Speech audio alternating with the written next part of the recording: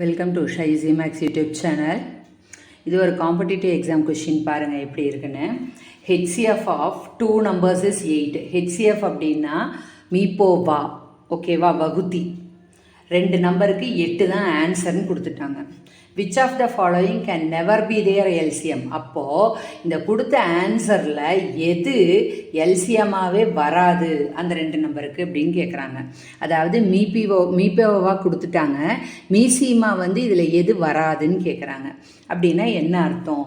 8 மீப்போவா, ஓகேவா, பொது வகுத்தி. அப்போது மீசிமாவில் இது எதெல்லாம் வரும்? 8னுடைய மடங்குகள் எல்லாமே இதில் வரணும்.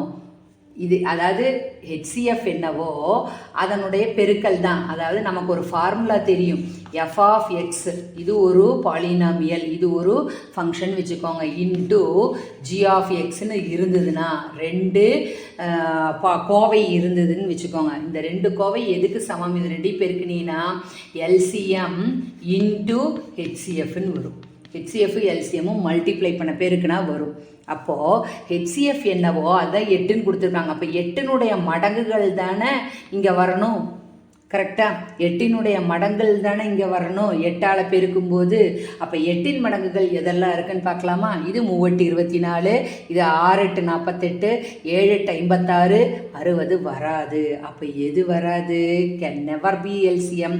எல்சிஎம்மா இது வரவே வராது. ஏன் அப்படின்னா ஹெச்சிஎஃப் 8ன் மடங்குகள் மட்டும்தான் வரும். இது வராது எல்சிஎம்மா அப்படின்னா இது 8ன் மடங்கு கிடையாது 60, அதனால் அது வராது.